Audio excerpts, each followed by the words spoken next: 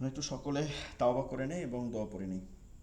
আস্তাগফিরুল্লাহ রাব্বি মিন কুল্লি যামবিন ওয়া আতুবু ইলাইহি লা হাওলা ওয়া লা কুওয়াতা ইল্লা বিল্লাহিল আলিয়্যিল আযীম। আস্তাগফিরুল্লাহ রাব্বি মিন কুল্লি যামবিন ওয়া আতুবু ইলাইহি লা হাওলা ওয়া লা কুওয়াতা ইল্লা বিল্লাহিল আলিয়্যিল আযীম। أستغفر الله ربي من كل ذنب وأتوب إليه لا حول ولا قوة إلا بالله العلي العظيم. আমাদের নেটের কানেকশনের সমস্যা হয়েছে।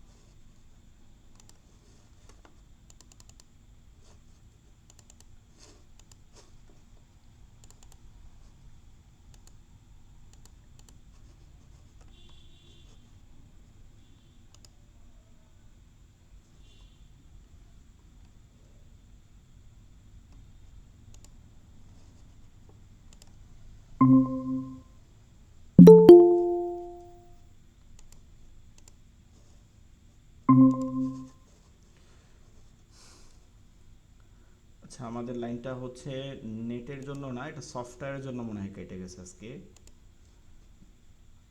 নাম চাইতেছিল।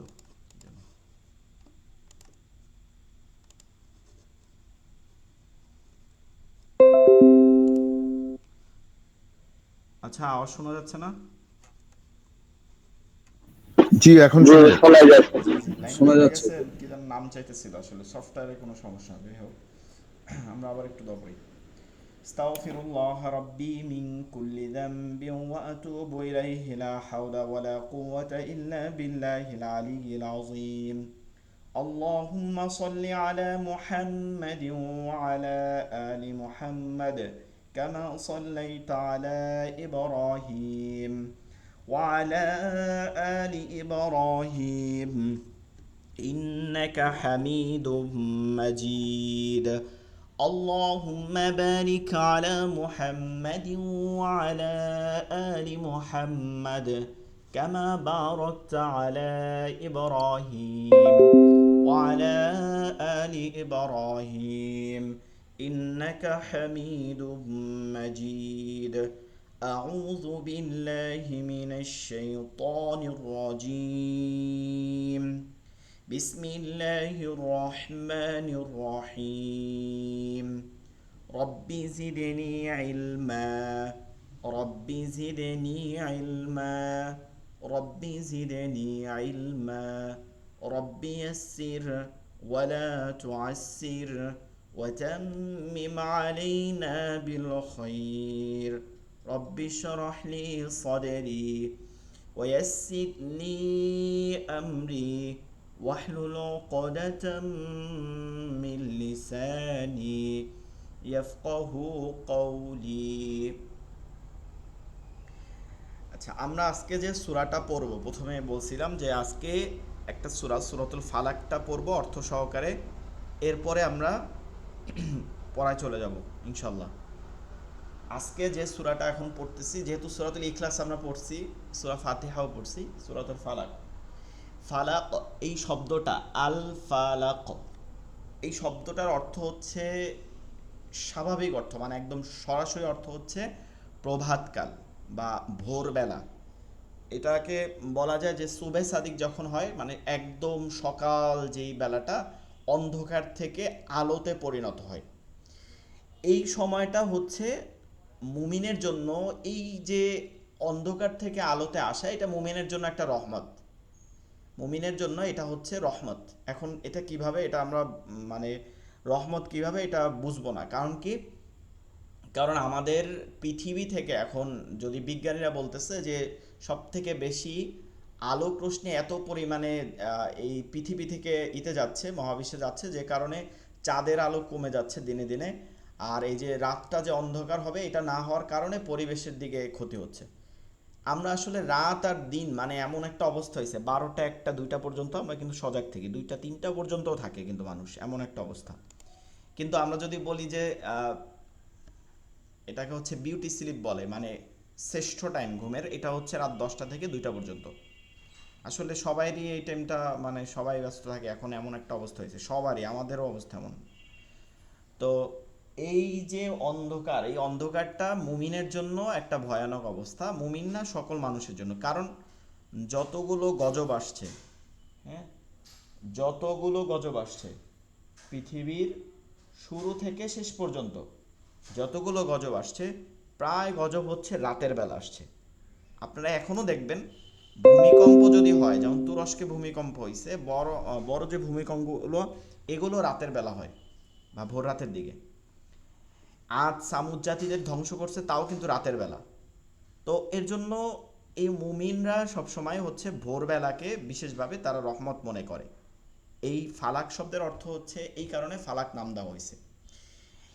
এর শানে নুজুল হচ্ছে অনেকগুলো পাওয়া যায়, তার মধ্যে একটা হচ্ছে যে এই যে অন্ধকার থেকে যেটা বললাম, এইটা একটা শানে নুজুল, যে এই কারণে এই সূরার নাম ফালাক রাখা হয়েছে। আর একটা তাফসিরে বাইজাবির মধ্যে পাওয়া যায় যে হাদিস থেকে, রাসূল সাল্লাল্লাহু আলাইহি সাল্লামকে এক ইহুদি তাকে ক্ষতি করছিল, মানে জাদুটনা করছিল। একটা সুতা আছে না, সুতা, যেগুলো চেকন সুতা, বা এই সুতায় গিটের মাধ্যমে। আর এই যে গিট, এই সুতা অথবা চুল দুইটাই বলা যায়, উল্লেখ আছে তাফসিরের মধ্যে সুতার কথাই বেশি। এখানে 11টা তারা গিটটি দিছিল, মানে গিট দিছিল। এই 11টা গিট দেওয়ার কারণেই এই দুই সূরা, সূরাতুল ফালাক 5 আয়াত এবং সূরাতুন নাস 6 আয়াত, এই দুই সূরা নাজিল করা হয়েছিল। এবং এই দুই সূরা নাজিল করছে আল্লাহ রাসূল সাল্লাল্লাহু আলাইহি সাল্লামের উপরে এই জাদুটোনা থেকে বাঁচার জন্যই। জিবরাইল আমিনকে জানাই দেওয়া হয়েছিল যে কোন কূপের মধ্যে ওই যে জাদু করে, মানে ওই যে ফুক দিয়ে যে রশিটা ফালানো হয়েছে, এটা কোন কূপের মধ্যে আছে, এটা জানাই দেওয়া হয়েছিল। রাসূল সাল্লাল্লাহু আলাইহি সাল্লাম হযরতে আলী রাদিয়াল্লাহু তাআলাকে নির্দেশ দিয়েছিলেন যে তুমি গিয়া ওই কূপের মধ্যে থেকে এইটা উঠাই নিয়ে আসো, ওই কূপের মধ্যে থেকে এইটা গিয়া উঠাই নিয়ে আসো। এবং রাসূল সাল্লাল্লাহু আলাইহি সাল্লাম আসার পরে এক একটা আয়াত যখন পড়ছে আর করছে, ফুক দিছেন, এক একটা গিট খুলে গেছেন, এবং রাসূল সাল্লাল্লাহু আলাইহি সাল্লাম স্বস্তি বোধ করতেছিলেন। তো এই যে বিষয়গুলো, হ্যাঁ, এই যে শানে নুজুলের বিষয়গুলো, এগুলো আসলে একটা আয়াতের সারমর্ম জানতে হলে অবশ্যই শানে নুজুল জানতে হবে। শানে নুজুল জানা ছাড়া আসলে কোনো আয়াতের ব্যাখ্যা তাফসিরকার দিতে পারে না। তো সূরাতুল ফালাকের এরকম বেশ কিছু পাওয়া যায়, আহ, শানে নুজুল পাওয়া যায়, যার মধ্যে একটা হচ্ছে এটা যে রাসূল সাল্লাল্লাহু আলাইহি সাল্লামকে ক্ষতি করছিল, আর একটা হচ্ছে যে আপনার ভোরবেলাকে মুমিনের জন্য রহমত স্বরূপ মনে করা হয়েছে। এবং 3 নম্বর হচ্ছে শেষের আয়াত, যেটা অমিংসারে হাসিদিন ইদা হাসাদ, হিংসুকের যে হিংসুকের যে ক্ষতিকর বিষয়টা আছে, হিংসা করে যে মানুষের ক্ষতি করে, এখান থেকে আল্লাহ তাআলার কাছে আশ্রয় প্রার্থনা করা হয়েছে। অর্থাৎ কোনো মানুষের ক্ষতি করতে হলে প্রথম ধাপ হচ্ছে তার বিষয়, ওই লোকের, অন্য লোকের কি থাকে, হিংসা থাকে, যে এই লোকের আমি এটা পছন্দ করি না, সেভাবে জায়গা যাইতেছে আমাদের থেকে, এই বিষয়টা এইখান থেকে ক্ষতির শুরু হয়। তো এই বিষয়গুলো থেকে আল্লাহ তাআলার কাছে আশ্রয় প্রার্থনার জন্য কুল আউযু বি রব্বি, তার একটা গুণবাচক অন্যতম রব্বিল ফালাক, রব্বি, এখানে এই নাম দ্বারা আল্লাহ তাআলার কাছে আশ্রয় প্রার্থনার কথা বলা হয়েছে। জি বলেন, হ্যান্ড রাইজ করছেন, বলেন। জি, ওই শানে নুজুল ব্যাপারটা ঠিক যদি একটু পরিষ্কার করে বলতো, ওই যে ব্যাপারটা কি? শানে নুজুল এটা আরবি শব্দ, শানে নুজুল, সাবাবুন নুজুল। শানে নুজুল হচ্ছে কোনো আয়াতের প্রেক্ষাপট, মানে কেন নাজিল হয়েছে। যেমন আমরা একটা কথা বলি, এখানে কথা বলতেছি না আমি, কি কারণে কথা বলতেছি, মানে এটা বলতে আপনারা বলতে পারবেন কি কারণে বলতেছে, গাউসুল আলম ভাই বলতে পারেন, বলেন। আমাদের এই ক্লাসটা পরিচালনা করার ক্লাসটা জন্য। পরিচালনা, রাইট।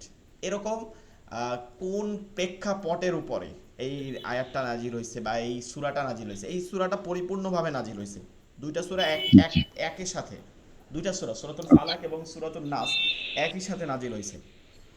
তো এইটা সব থেকে গুরুত্বপূর্ণ সাবাব হচ্ছে যে রাসূল সাল্লাল্লাহু আলাইহি সাল্লাম হযরত আলী রাদিয়াল্লাহু তাআলা আনহুকে পাঠাইয়া যে ওই দড়িটা নিয়ে আসছিল কূপের মধ্যে থেকে, যে শক্তিটা, ওইটায় যে ইহুদি গিট্টু দিছিল জাদু করে, ফুক দানকারী, ওই এই শানে নজুলটাই হচ্ছে সব থেকে বেশি। রাসূল সাল্লাল্লাহু আলাইহি সাল্লাম এর জন্য অনেক পরিমাণে অসুস্থ ছিল। এর জন্য মুমিনদেরকে বর্তমানেও আমাদের এই এশিয়া মহাদেশে বা ভারত বাংলাদেশ পাকিস্তানে একটা কথা আছে যে এক কাপ চা খাওয়াইয়াও মানুষকে ক্ষতি করতে পারে, এই পরিমাণে মানুষের ক্ষতি করার মতনই আছে। জি, তাহলে শানে নুজুল ব্যাপারটা দাঁড়ালো পরিপ্রেক্ষিত, হ্যাঁ, হ্যাঁ, যেটা বোঝা। পরিপ্রেক্ষিত, জি, প্রেক্ষাপট, প্রেক্ষাপট, ঠিক কারণ। আছে, জি। সাবাব শব্দ অর্থ হচ্ছে কারণ। শানে নজলের একটা অন্যতম প্রতিশব্দ সাবাব, সাবাবুন জি, নুজুল। আচ্ছা, মাশাআল্লাহ। এবার আমরা অর্থে আসি, সরাসরি এক একটা অর্থে আসি, অর্থ আসলে বুঝতে পারবো। এখানে প্রথমে যেটা আছে, প্রথমে আল্লাহ রাসূল সাল্লাল্লাহু আলাইহি সাল্লামকে আমরের সিগা থেকে শুরু করছে, কুল, ঠিক আছে, কুল, হে নবী বলুন। মানে কুল শব্দের অর্থ হচ্ছে বলো, কিন্তু এখানে রাসূল সাল্লাল্লাহু আলাইহি সাল্লামকে নির্দেশ করতেছেন, রাসূল সাল্লাল্লাহু আলাইহি সাল্লামকে, কুল, হে নবী বলো, বলুন, আউযু, আউযু কিন্তু আমরা প্রায়ই দেখি, আউযু বিল্লাহি মিনাশ শাইতানির রাজিম, আউযু বিরাব্বিন নাস, আউযু আউযু এরকম দেখি না বিভিন্ন দোয়া শরীফ, আল্লাহুম্মা ইন্নী আউযু বিকা মিনাল খুবুসি। আউযু শব্দের অর্থ হচ্ছে যে আমি আশ্রয় চাইতেছি, অর্থাৎ আমি এখানে আশ্রয় চাচ্ছি, এটা হচ্ছে সব জায়গার কথা। বি রব্বি, বি হচ্ছে থেকে, বা নিকট, যার নিকট চাইতেছি, রব্বি রবের নিকট। আল ফালাক, প্রভাত, প্রভাতের, অর্থাৎ প্রভাতের যে স্রষ্টা আছে, অর্থাৎ যিনি অন্ধকার থেকে আলোয় আমাদেরকে পৌঁছে দেয়, এই যে প্রভাত বুঝাচ্ছে এখানে। আরও একটা কথা আছে, সেটা হচ্ছে যে আল্লাহ রবুল আলামিন এই প্রভাত দ্বারা এটাও বুঝাইছে যে মানুষের অন্তরের মধ্যে কি আছে তাও তিনি জানেন। অর্থাৎ মানুষ অন্তরের মধ্যে কি করে, কি পরিকল্পনা করতেছে, এইটা মানুষ মনে করে যে অন্যরা জানে না, কিন্তু আল্লাহ তাআলা জানেন, তার এই ভিতরের খবরটাও জানেন। এই দ্বারাই ফালাক শব্দটা নেওয়া হয়েছে। কুল আউযু বিরব্বিল ফালাক, হে নবী বলুন আমি আশ্রয় প্রার্থনা করছি, কার, যিনি উষার বা প্রভাতের রবের কাছে। এই রবের কাছে আমি কি করতেছি, আশ্রয় প্রার্থনা করতেছি। মিং শাররি, মিন হচ্ছে হতে, শাররি, শাররুন শব্দের অর্থ হচ্ছে খারাপ, ঠিক আছে, যত খারাপ। ফামাই ইয়ামাল মিসকালা যাররাতিন খাইরান ইয়ারা ওয়া মাই ইয়ামাল মিসকালা যাররাতিন শাররান ইয়ারা। যত ভালো কাজ আছে, ফামাই ইয়ামাল মিসকালা যাররাতিন, যাররা পরিমাণে, যাররা পরিমাণে ভালো কাজ করলেও আল্লাহ তাআলা কিয়ামতের দিন দিবে।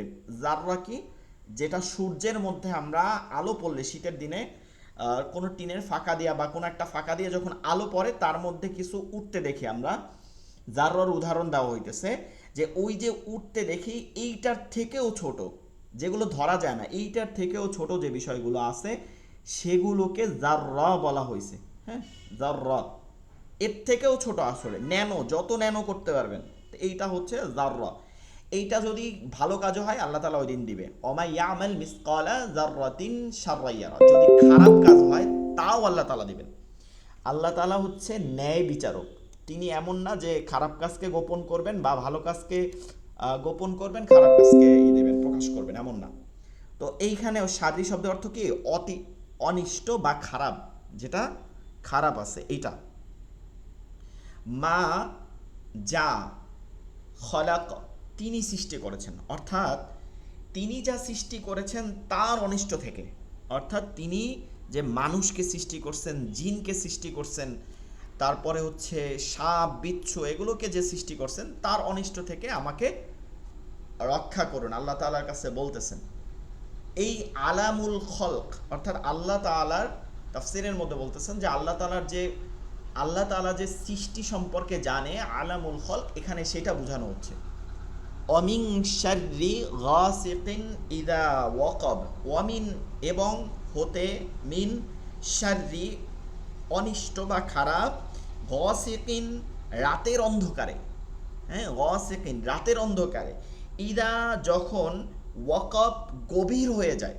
অর্থাৎ আপনারা বুঝবেন, দেখবেন যে এখনো ওই যে ক্ষতি যারা করে, এই যে যারা ব্ল্যাক ম্যাজিক করে বা জাদু করে, আমাদের কিন্তু এগুলো বিশ্বাস করতে হবে। আমরা কিন্তু এমন আধুনিক হইলে হবে না যে জিন বিশ্বাস করব না, বা মানুষ ক্ষতি করতে পারে না, কালো জাদু নাই, তাবিজ করতে পারে না, যে মানুষকে খারাপভাবে ক্ষতি করতে পারে না, এটা কিন্তু মনে করলে এটা আমাদের না।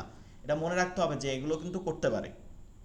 তো যারা করে তারা কিন্তু দিনের বেলা করে না, কারণ কি চোর চুরি করে রাতের বেলা, ঠিক তারাও তো মানুষের ক্ষতি করে, এটা অন্ধকারে রাতের বেলায় করে, গোপনে করে। আর 2 নম্বর হচ্ছে এই যে যত খারাপ জিনিস আসে এগুলো দ্বারা, এই যে বদজিন দ্বারা করে বা অন্যভাবে ক্ষতি করে, এগুলো সব রাতের বেলায় করতে হয়। তো ওই যে রাতের বেলা যে করে, যে গভীর হইলে আল্লাহ তাআলা বলতেছেন যে তুমি আশ্রয় প্রার্থনা করো, যে যখন রাত অন্ধকার হয়ে যায়, গভীর হয়ে যায়, তখন যে তারা অন্ধকারের মধ্যে যে ক্ষতি করে, সেখান থেকে আমার কাছে আশ্রয় প্রার্থনা করো। এরপরে ওয়া এবং মিং শাররি, মিন হতে, শাররি অনিষ্ট, নাফাসাতি ফুক দানকারীর অনিষ্ট। এই যে ওই যে তার যেটা শানে নুজুল যেটা বলছিলাম, ফুক দানকারী অর্থাৎ এক একটা রশিতে ফুক দিছিল, আর ওইটার মাধ্যমে রাসূল সাল্লাল্লাহু আলাইহি সাল্লামকে ক্ষতি করছিল। এইটাও কিন্তু মনে রাখতে হবে, রাসূল সাল্লাল্লাহু আলাইহি সাল্লামকে ক্ষতি করছেন আমি আপনিকে, ঠিক আছে, আমি আপনিকে, আপনাকে আমাকে যে কেউ করতে পারবে না, এটা কিন্তু কোনোভাবেই অসম্ভব না, সম্ভব। তো নাফাসাতি যিনি ফুকদানকারী, এই ধরনের যে আছে যারা রাতের বেলা অনিষ্ট করে ফুক দিয়ে, ফি মধ্যে,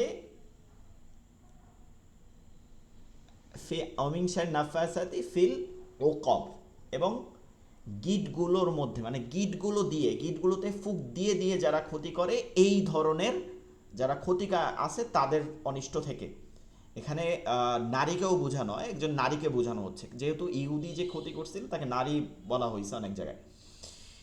এরপরে শেষের আয়াতে বলতেছে যে এবং ওয়া এবং মিন হতে শাররি অনিষ্ট হাসিদিন হিংসুকের, যে কথাটা বলছিলাম শেষে, যে হিংসুকের যখন ইদা হাসাদ সে হিংসা করে। অর্থাৎ প্রথম ক্ষতির ধাপ, প্রথম আপনাকে কেউ ক্ষতি করবে, এর প্রথম ধাপ হচ্ছে আপনাকে কেউ হিংসা করবে। এই হচ্ছে পুরো সূরার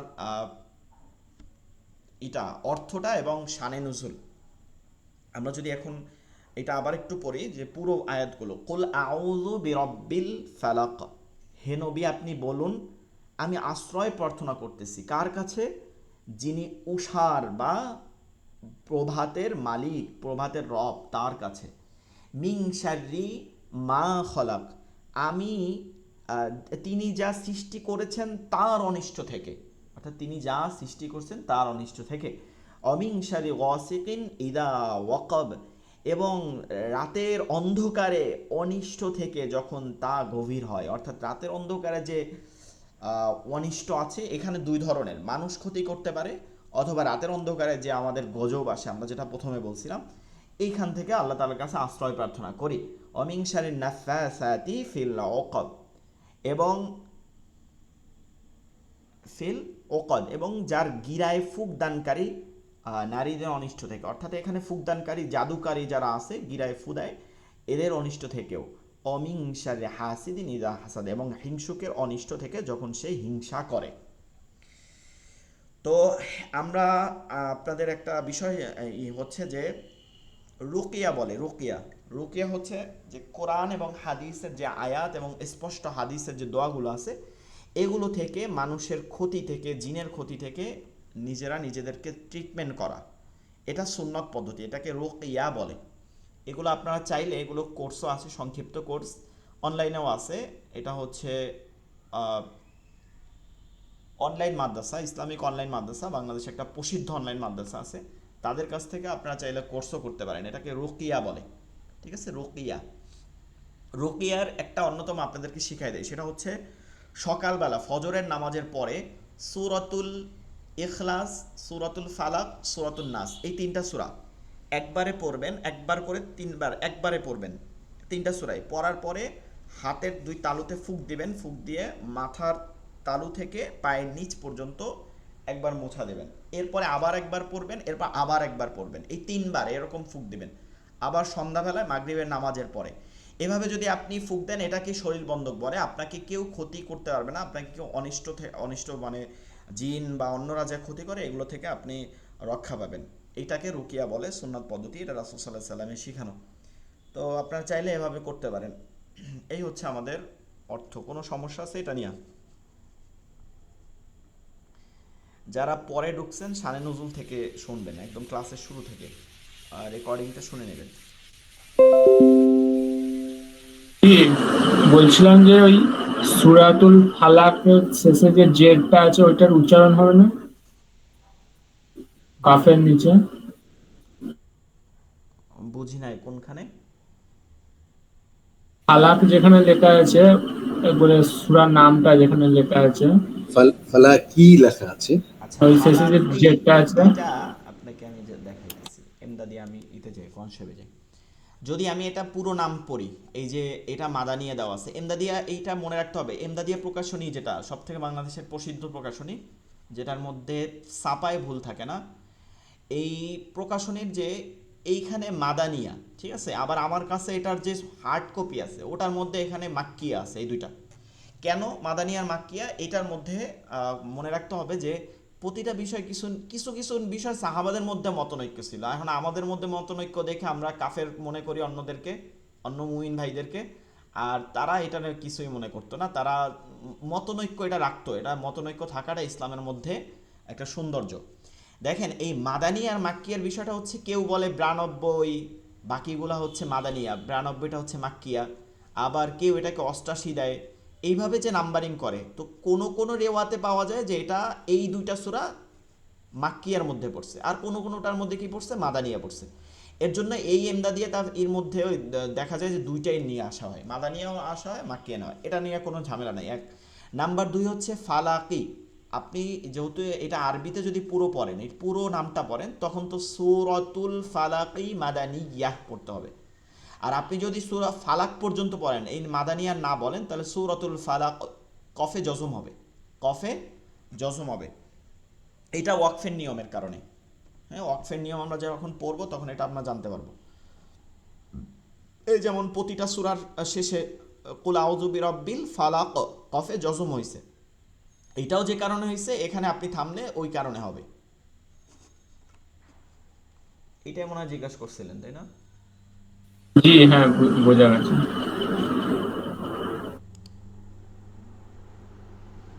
আচ্ছা, আপনাদের কি মাদ হয়েছে? মাদ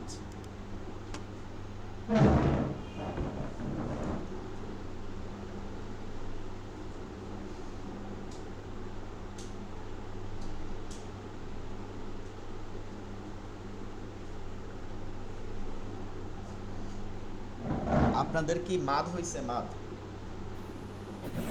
হয়েছে হুজুর। জি, হয়েছে। আচ্ছা, মাদ তো আগের দিন নিছিলাম। আচ্ছা, লিন বলেন, লিন কাকে বলে?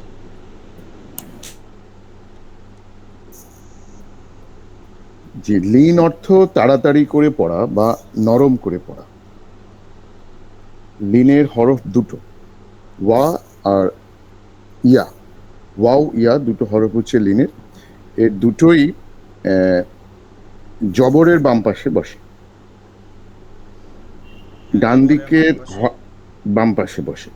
লিনের হরফ যদি থাকে তাহলে হরকতকে নরম ভাবে তাড়াতাড়ি করে পড়তে হয়। যেমন বা ওয়াও জবর বাউ, তা ওয়াও জবর তাও, তা ইয়া জবর তাই, বা ইয়া জবর বাই।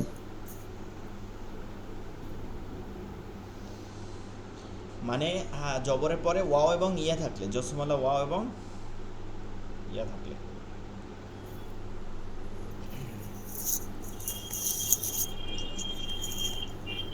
আচ্ছা, এখান থেকে পড়েন।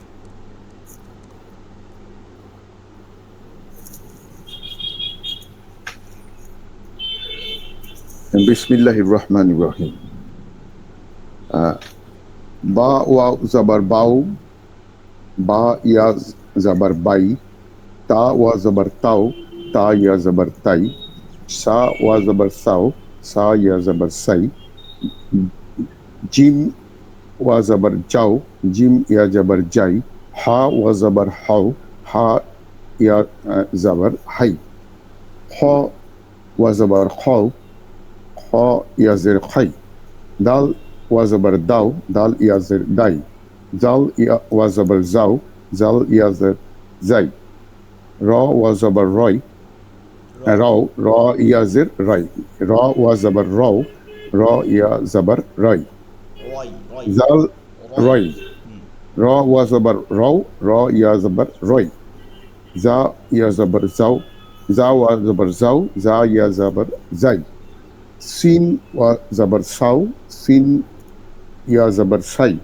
শিন ওয়া জবর শাও, শিন ইয়া জবর শাই, صاد وزبر صاو، صاد يا زبر صاي، ضاد يا زبر ضاو، ضاد يا زبر ضي، طا يا زبر طاو، طا وزبر طاو، طا يا زبر طي، ذا يا وزبر زاو، ذا يا زبر زي، عين واو زبر عو، عين يا زبر عي، عين وزبر غو، غين يا زبر قي، فا وزبر فاو، فا يا زر فاي، قاف وزبر قو، قاف يا زر قي، كاف وزبر كاو، كاف يا زبر كي، لام وزبر لاو، لام يا زبر لاي، ميم وزبر ماو، ميم يا زبر ماي، نون وزبر ناو، نون يا زبر ناي، واو وزبر واو، واو يا زبر واي، ها وزبر هاو، না ها এটা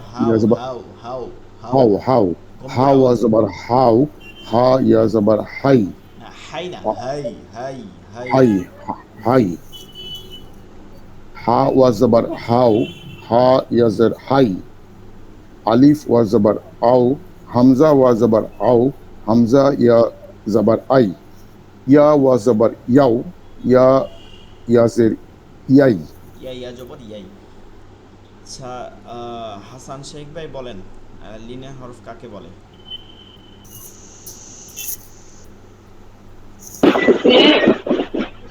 লিন কাকে বলে? লিন, লিনের পরিচয়। লিনের পরিচয়, লিন প্রথমে হচ্ছে আস্তে পড়া, নরম করে পড়া। তাড়াতাড়ি করিয়ে পড়া, নরম করিয়ে পড়া, আস্তে পড়া না, তাড়াতাড়ি পড়া।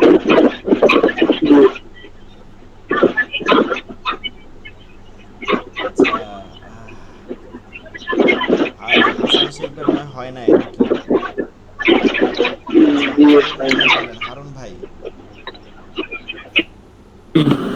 লিনের অর্থ তাড়াতাড়ি করিয়া পড়া এবং নরম করিয়া পড়া। লিনের হরফ দুটি, ওয়াও এবং ইয়া। না, লিনের হরফ দুইটা না, লিনের হরফ ওয়াও ইয়া না, লিনের হরফ দুইটি। জবরে বাম পাশ জজমালা ওয়াও, জবরে বাম পাশ জজমালা ইয়া। ওয়াও ইয়া তো মাদের হরফ, এটা ওইভাবে বলতে হবে, জবরের বাম পাশ জজমালা ওয়াও, জবরে বাম পাশ জজমালা ইয়া। আচ্ছা, লিনের হরফ দুইটি, জবরের বাম পাশে যজমালা ইয়া ওয়াও এবং জবরের বাম পাশে যজমালা ইয়া।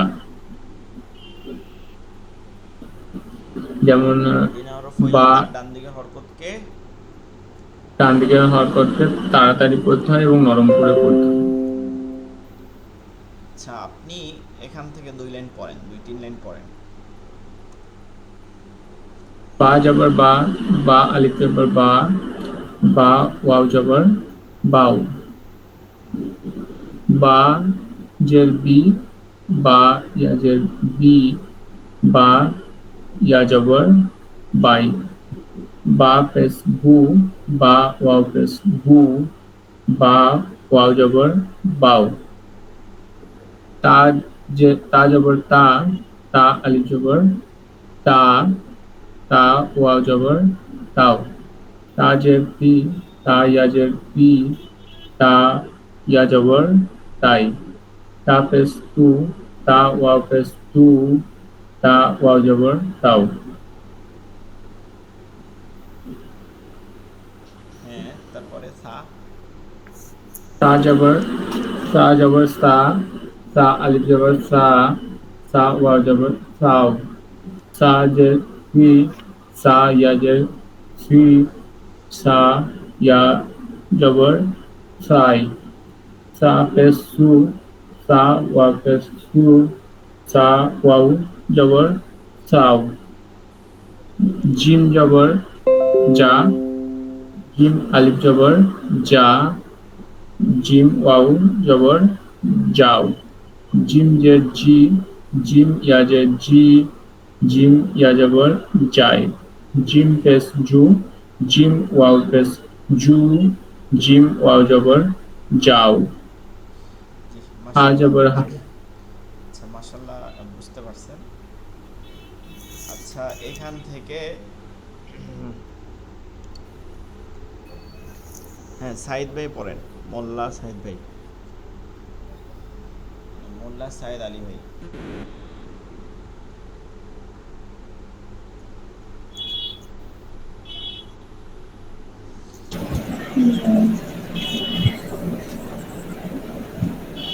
আসসালামু আলাইকুম। আসসালাম রহমতুল্লাহ। জি বানান করে পড়েন ডান দিক থেকে। মিম আলিফ জাবার মা, কাফ জাবার কা, কাফ আলিফ জাবার কা, নুন জাবার না, মা কানা, দাল ইয়া জের দি, নুন জের নি, হা খাড়া জের হি, হি, দিনিহি, দিনিহি। দিনিহি। না আলাদা করা যাবে না, মানে শব্দ তো এক। হ্যাঁ দিনিহি। দিনিহি। হ্যাঁ মানে একসাথে বলতে হবে, আপনার নিয়ম ঠিক রাখতে হবে, যে কোনো নিয়মে কিন্তু শব্দ আলাদা করা যাবে না কিন্তু। দিনিহি। হ্যাঁ ওয়াও, ওয়াও জাবার ওয়াও, আলিফ জাবার, আলিফ জাবার আ, আচ্ছা বে। বানানের একটা নিয়ম আছে, আমি আপনাদের বানানের একটা নিয়ম বলি। অনেকে বানান করতে গেলে, বানানের নিয়ম হচ্ছে শব্দের শুরুটা যেটা পড়বেন এইটাকে টানতে টানতে যাইতে হবে। কেমন? ওয়াও জবর ওয়া, হামজা জবর আ। এখন বা ইয়াজের বি এরকম না, ওয়াও জবর ওয়া, হামজা জবর আ, ওয়া আ, বা ইয়াজের বি, ওয়া আ বি, হাজের হি, ওয়া আ বি হি।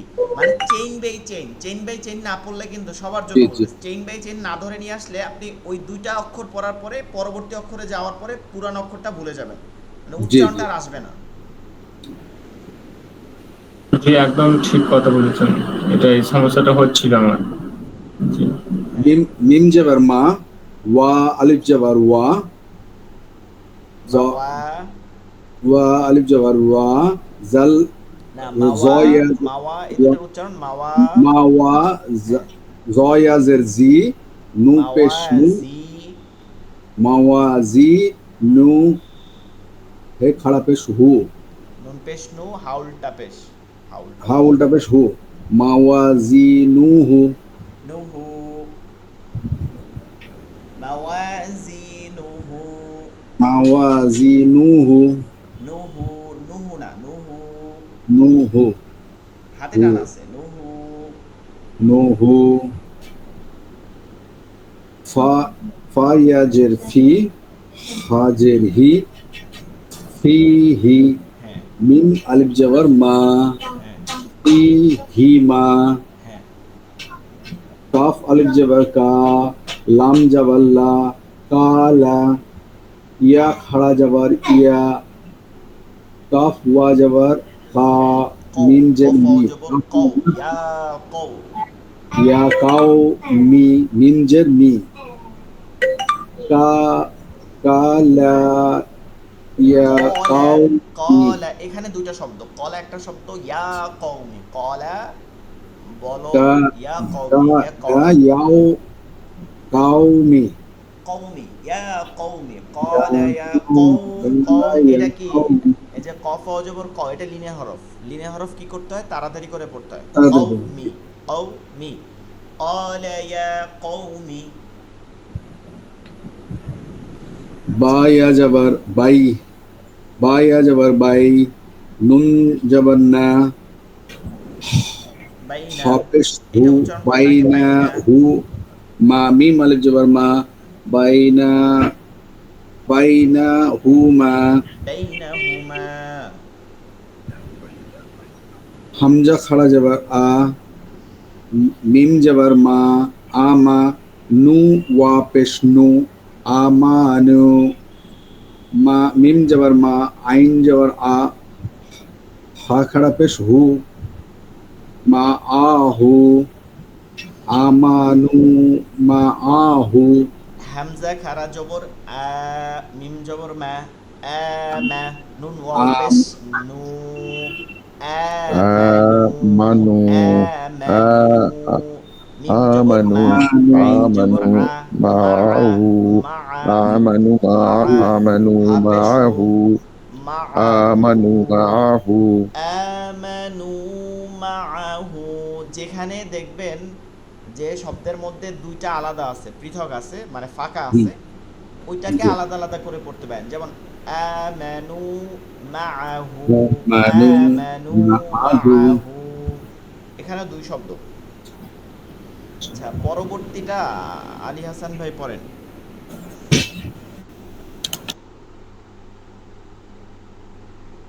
হাসান আলী ভাই বের হয়ে গেছেন নাকি? হুম। আচ্ছা, ই পড়েন, গাউসুল আলম ভাই পড়েন।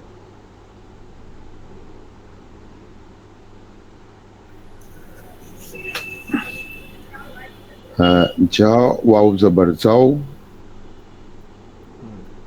জিম ইয়া জবর যাই, নুন এর নি, যাও যাইনি। হামজা ওয়া জবর আও, লাম ইয়া জবর লাই, আও লাই, লাম জবর লা, কাব জবর কা, লা কা, আও লাই লাকা। না, আবার দেখেন, এইটাই হামজা আসলে, ওয়াও জবর আও, লাম, হ্যাঁ এই ইয়াটা যেটা আছে, এই ইয়াটা এইটা হুরুফে কি? জাইদা, অতিরিক্ত হরফ, মানে যেটার উচ্চারণ হয় না, এটা গ্রামার ভাবে দিতে হয়। লাম খারা জবর লা, আও, লা, আও, লা, লাম জবর লা, কাফ জবর কা, লাকা, আও লা, লাকা। এই জন্য এখানে ইয়ার সঙ্গে কোনো জজম নেই। ইয়া ইয়া এখানে আপনার ইয়া দেখাই যাবে না, মানে এই ধরনের আলিফ ওয়াও ইয়াটা ইয়া, এটা হুরুফে জাইদা, এটা হুম, গ্রামারের জন্য দিতে হয়, যেটার হুম, মানে কোনো ব্যবহার নাই। এটা খারা জবর হওয়ার কারণেই এটা এখানে ইয়া হইছে, আউ লা, আচ্ছা। লাকা।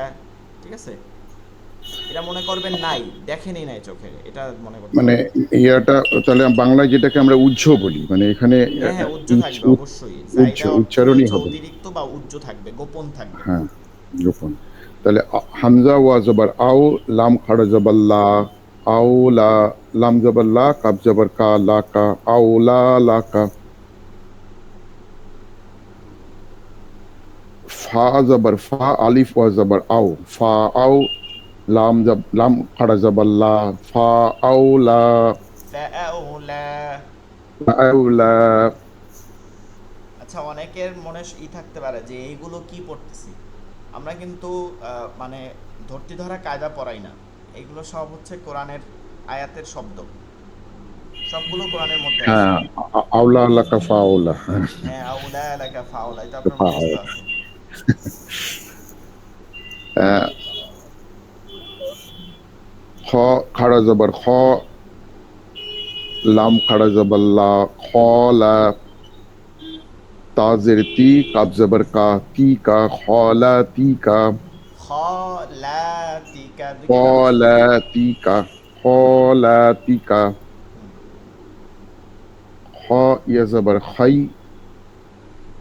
রজের রি, খয়রি, হা খাড়াজের হি, খয়রিহি, খয়রিহি। ওয়াও জবর ওয়াও, আলিফ খাড়া জবর আ, ওয়া আ, লাম জের লি, হা খাড়া জের হি, ওয়া আলিহি, ওয়া আলিহি। আচ্ছা, মাশাল্লাহ, সবাই হইছে মোটামুটি। যারা পড়েন না একটু পড়বেন, মানে পড়ার জন্য বিশেষভাবে আমাদের এটা পড়তে হবে, না পড়লে তো আপনি পারবেন না। ঠিক আছে, শেষ পর্যন্ত আমাদের শেষ হয়ে যাবে কিন্তু পড়া হবে না। আমি বাকিটা পড়ে দিতেছি এখানে, বানান সারাই। ওয়া আলিহি বাইতিহি ওয়া হাযা ওয়া হাযিহি কওমাহু কাযালিকা ওয়া কুতুবিহি ওয়া রুসুলিহি ক্বালু ইয়া শুআইবু আলিয়াহা সাফিলাহা, আলিয়াহা সাফিলাহা। আচ্ছা, আমাদের পরবর্তী লেকচার শিট হচ্ছে 11 নম্বর লেকচার শিট।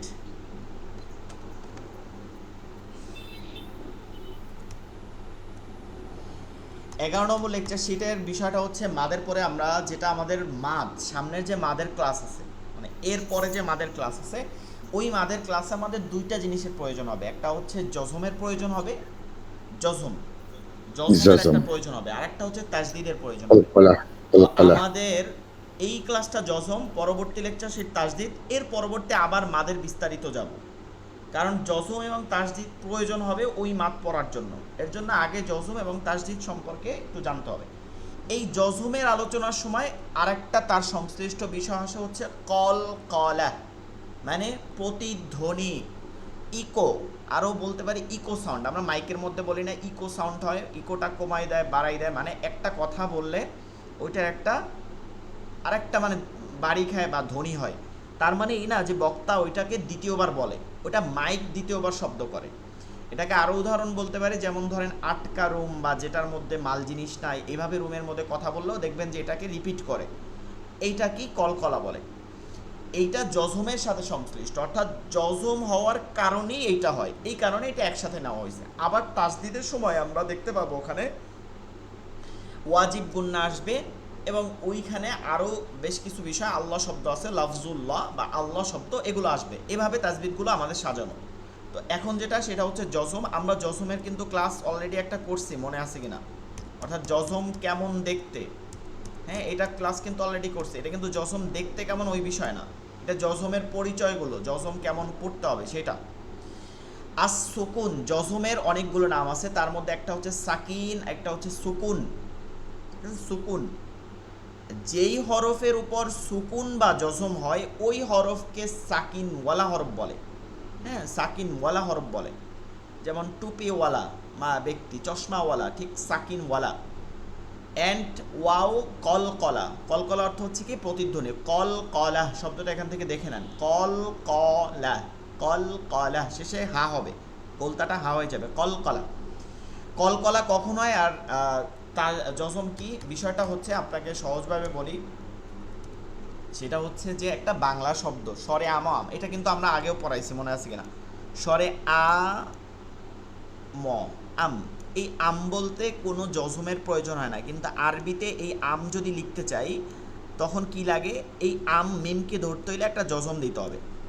আর যদি এখানে কিছু না দেয় তাহলে ওইটা উচ্চ থাকবে, ওটার কোনো বিষয় নেই, এটা কোনো আলোচনা পড়া যাবে না, এই মিমটা পড়ার কোনো পদ্ধতিই নেই। এখন এইরকম 24টা হরফ পড়া যায়। কয়টা হরফ পড়া যায়? 24টা।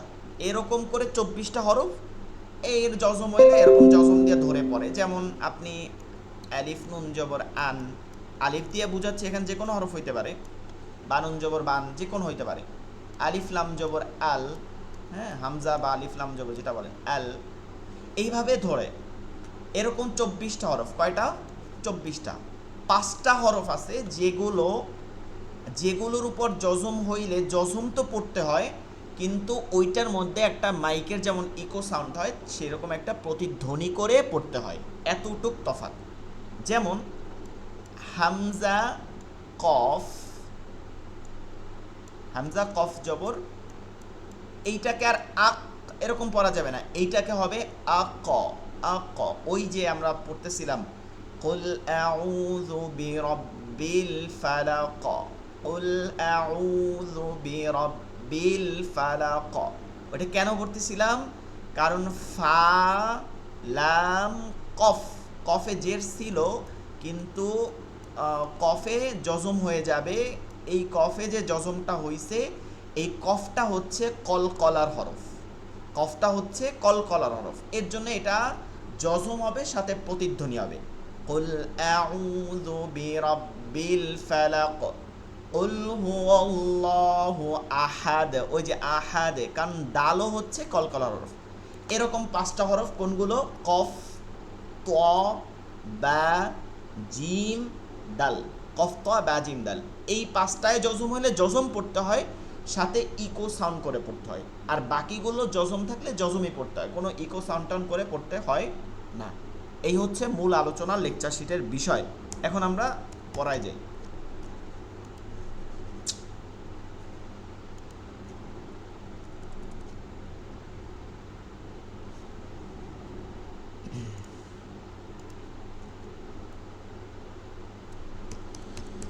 আসুকুন ওয়াল কলকলা জসম।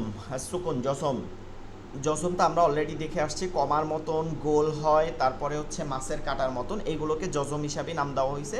ছাপার ভিন্নতা আছে কিন্তু সব এক। উপরের মাথা বাঁকা চিহ্নকে কি বলে? জসম বলে। উপরের মাথা বাঁকা চিহ্নকে কি বলা হয়? জসম বলা হয়। উপরের মাথা বাঁকা চিহ্নকে কি বলা হয়? জসম বলা হয়। আরবি হরফ একটির সাথে আরেকটিকে মিলিয়ে পড়ার ক্ষেত্রে, একটির সাথে আরেকটিকে মিলিয়ে পড়ার ক্ষেত্রে, লেখার ক্ষেত্রে না, লেখার ক্ষেত্রে তো মুরাক্কাব, পড়ার ক্ষেত্রে একটি অন্যতম মাধ্যম হলো সুকুন, সাকিন বা জসম। অর্থাৎ কোনো একটা হরফকে ধরতে হইলে আপনাকে জসম আনতেই হবে, এর বিপরীত কোনো কাজ নাই। তাইলে আরবি হরফ একটির অপরটিকে, জসম কাকে বলে? আরবি হরফ একটি অপরটিকে মিলিয়ে পড়ার ক্ষেত্রে কি করতে হয়? জজম আনতে হয়, মাধ্যম হলো জজম আনতে হয়। জজমালা হরফ কিভাবে পড়তে হয়? জজমালা হরফ, জজমালা হরফ হরকত ছাড়া একা পড়া যায় না। অর্থাৎ এই কথাটা আপনি বুঝতে পারবেন, লিখে দেখাচ্ছি। এটা কি বোঝাইছে? আপনি বা আছে, এইটার উপরে হরকত আছে, হ্যাঁ, এক জবর এক জের এক পেশকে হরকত বলে, এটা কিন্তু আপনি পড়তে পারবেন, বা জবর বা।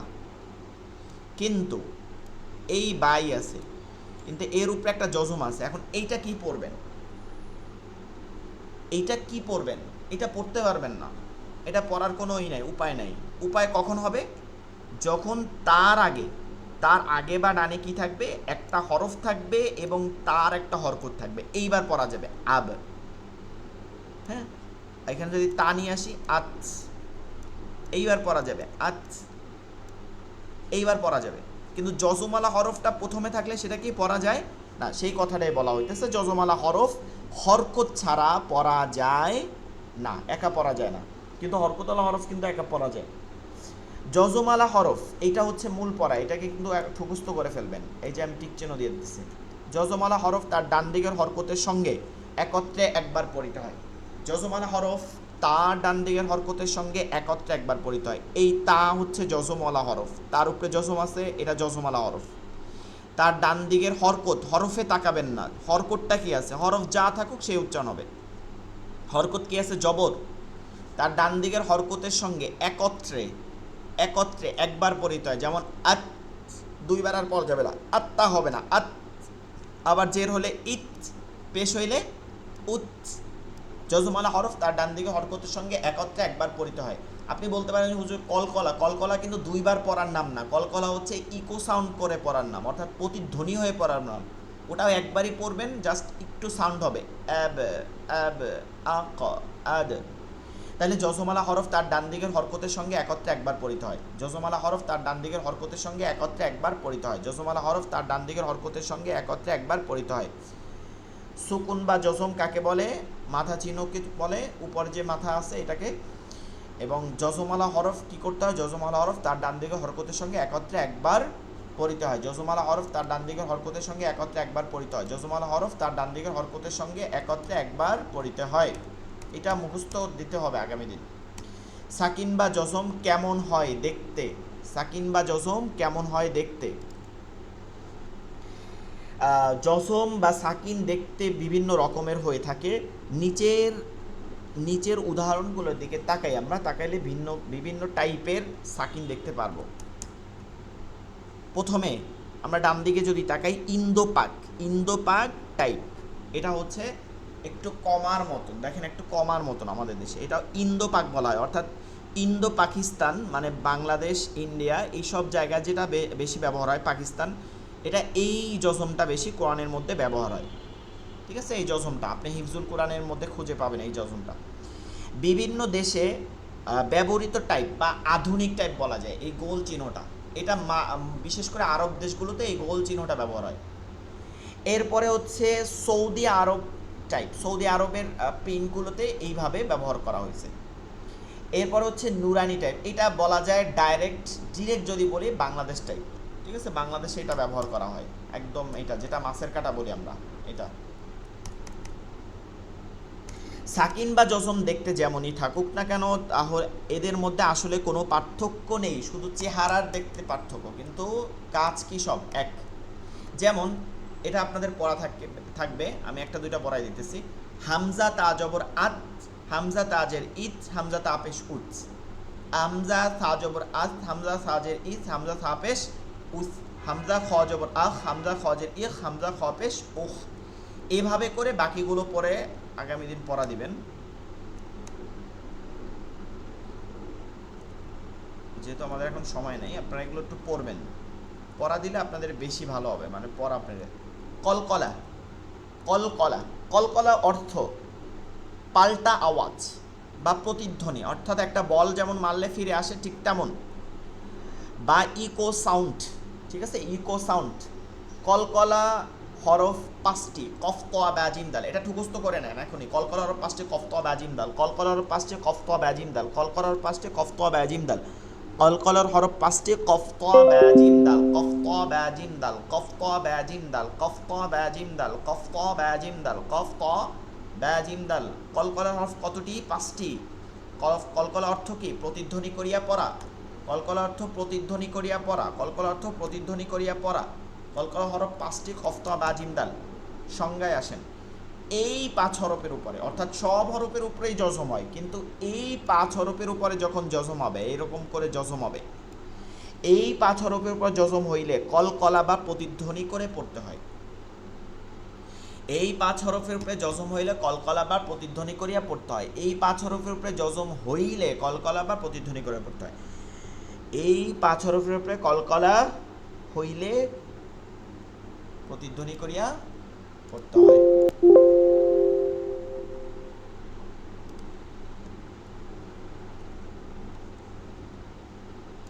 আচ্ছা, কারো মুখস্থ হয়েছে কলকলার হরফ কয়টি, কি কি?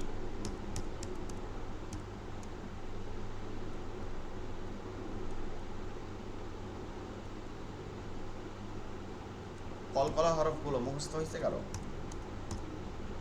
আচ্ছা, আমরা তাহলে নিচে কাফ, কাফ ত জিম দাল বা, কফ তোয়া বা জিম দাল। আচ্ছা, কফ ত এরপরে আসেন উপরের দিকে।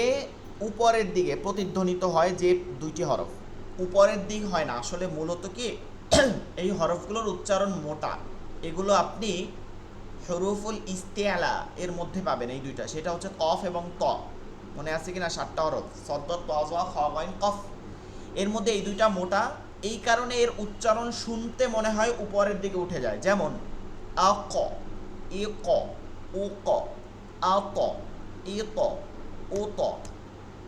আবার নিচের দিকে, অর্থাৎ এগুলো চিকন, এগুলো চিকন দেখে এগুলোর উচ্চারণ শোনা যায় নিচের দিকে যায়, আসলে নিচের দিকে যায় না। যেমন অ্যাব, অ্যাব, ইব, উব, অ্যাজ, ইজ, উজ, অ্যাদ, ঈদ, উদ। এরপরে আমরা পড়তে চেষ্টা করব, যেমন ফা জবর ফা, হামজা কফ জবর আক, আক, ফা আক, ফা আক, ফা আক, বা জবর বা, লাম জবর লা, ফা আক বালা, হামজা ত জবর আত, আইন জবর আ, মিম জবর মা, আমা হা মিম পেশ হুম, আত আমা হুম। এগুলো আপনারা পড়ার চেষ্টা করবেন। আমি একটু সংক্ষেপে একটা বিষয় আলোচনা করি, সেটা হচ্ছে যে যেহেতু আমাদের অল্প সময় আছে, এটা পড়া না, এটা মূল পড়ার মানে পড়তে হবে না, একটু জানার দরকার আছে। কলকলা 3টা প্রকার আছে, আবার এটা উচ্চ মানের পড়ানো হয়। কলকলা 3টা প্রকার আছে, আপনারা জাস্ট একটু জেনে রাখেন, এটার খুব প্রয়োজন এমন না। 3টা প্রকার আছে কলকলায়, 3 প্রকার। কলকলায় আকওয়া, কলকলায় কওয়ি, কলকলায় দয়ীফ। অর্থাৎ যেই কলকলাটা সর্বোচ্চ কলকলা হয় সেটাকে আকওয়া বলে, যেই কলকলাটা কোনো সাউন্ড আসছে না তো? হ্যাঁ, যেই কলকলাটা মধ্যম পর্যায়ে হয় সেটাকে কওয়ি বলে, যেই কলকলাটা দুর্বল হয়, একদম সামান্য করে পড়তে হয়, সেটাকে দয়ীফ বলে। যেটাকে আমরা দয়ীফ শব্দটা প্রায় শুনি, বলি না জয়ীফ হাদিস, ওইটা দোয়াদের উচ্চারণটা করা হয়, মূলত দয়ীফ। যেই কলকাটা সর্বোচ্চ হয়, সর্বোচ্চ হয় কোনো হরফের উপরে, কোনো হরফের কলকলা কোনো হরফের উপরে যদি আপনি দেখেন যে সেটার উপরে একটা তাজদিদ আছে এবং এরপরে আপনাকে ওয়াকফ করতে দিয়ে দেওয়া হয়েছে, এখানে ওয়াকফ করতে হবে, এইখানে আপনাকে কলকলা করতে হবে, এটা সর্বোচ্চ কলকলা করতে হয়। যেমন সূরাতুল আসরের মধ্যে আছে হুজুর কোনো সাউন্ড আসছে না। সাউন্ড আসতেছে না। আসছে জি আসছে। আমরা তো পাচ্ছি সাউন্ড। জি আচ্ছা। সমস্যা হওয়ার নাই, মানে নাই, কালকে গতকালকে একই সিস্টেমে ক্লাস নিয়েছি, আজকে সমস্যা শোনা নেই। যাচ্ছে না। শোনা যাচ্ছে না মনে হয় আপনার কাছে, অন্যরা শুনতে পাইতেছে মনে হয়।